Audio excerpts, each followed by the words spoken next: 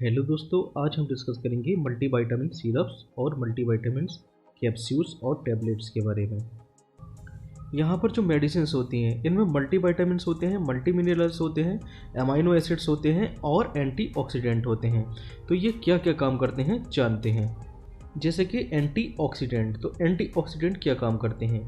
ये हमारी सेल को जो है फ्री रेडिकल से बचाते हैं। ये फ्री रेडिकल्स क्या होते हैं? तो जैसे कि हमारी बॉडी में मेटाबॉलिज्म रिएक्शन होती है जिसमें कि कैटाबॉलिज्म और एनाबॉलिज्म दो पार्ट होते हैं। तो कैटाबॉलिज्म में मॉलिक्यूल्स जो है आपस में जो है टूट जाते हैं, जबकि एनाबॉलिज्म में मॉलिक्यूल्स जो है आपस में जुड़ते हैं। तो यहाँ पर इन मॉलिक्यूल्स के टूटने के कारण यहाँ पर फ्री रेडिकल प्रोड्यूस होता है। जैसे कि हम यहाँ पर एक स्टेबल मॉलिक्यूल देख पा रहे हैं। तो जैसे कि किसी मॉलिक्यूल या एटम से इलेक्ट्रॉन जो है निकल जाता है, मतलब कि वो ऑक्सीडाइज हो जाता है, तो वो बन जाता है अनस्टेबल फ्री रेडिकल। जैसे कि सपोज दैट ये एक मॉलिक्यूल है ए और ए। अगर यहाँ पर देखिए ये बॉन्ड टूटता है तो ये दो फ्री रेडिकल में कन्वर्ट हो जाता है, ए फ्री रेडिकल प्लस ए फ्री रेडिकल। तो ये होता है देखिए फ्री रेडिकल। तो अब ये फ्री रेडिकल क्या करते हैं? ये हमारी सेल पर अटैक करके जो है हमारी सेल को जो है डेथ कर देते हैं।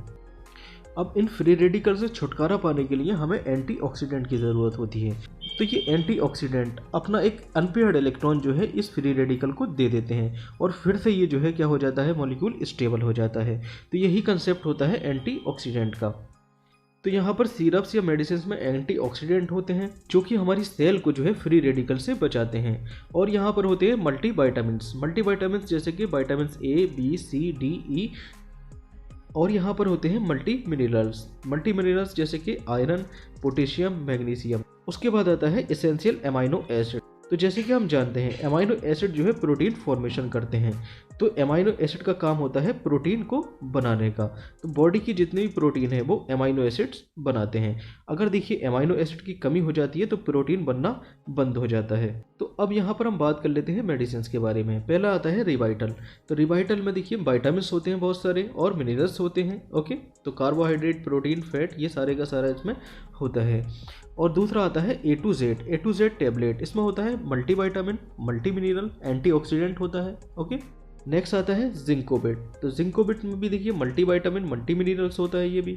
और जैसे देखिए सुप्राडाइन में भी मल्टीविटामिन, मिनरल्स और अमीनो एसिड होता है।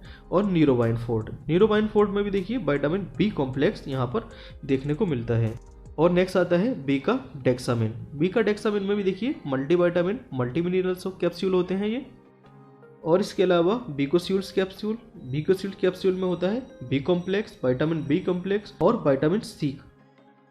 और इसके साथ ही साथ यहाँ पर होता है न्यूरोगोल्ड। तो न्यूरोगोल्ड भी मल्टीविटामिन, मल्टी मिनरल कैप्सूल होते हैं। और पॉलीवायोन में भी विटामिन बी कॉम्प्लेक्स और विटामिन सी, फॉलिक एसिड और बायोटिन होता है। ओके, तो इन टैबलेट्स या कैप्सूल्स में जो है मल्टीविटामिन, मल्टी मिनरल्स और एंटीऑक्सीडेंट और एमिनो एसिड्स देखने को मिलते हैं। अब बात कर लेते हैं इसकी डोज के बारे में। तो जनरली इन कैप्सूल्स या विटामिन्स को जो है दिन में एक बार पेशेंट को दे दिया जाता है, मतलब कि वंस अ डे, दिन में एक बार इसको ओडी दे दिया जाता है। साथ ही साथ यहाँ पर बात कर लेते हैं मल्टीविटामिन सिरप्स के बारे में। तो मार्केट में बहुत सारी मल्टीविटामिन सिरप अवेलेबल होती हैं, जैसे कि Zincovit syrup, A to Z multivitamin syrup और मल्टीविटामिन सिरप्स। अब बात कर लेते हैं इसकी डोज के बारे में। तो जनरली ये देखिए 2 टाइम BD 1 या 1.5 चम्मच पेशेंट को दे दी जाती है। Okay, thank you.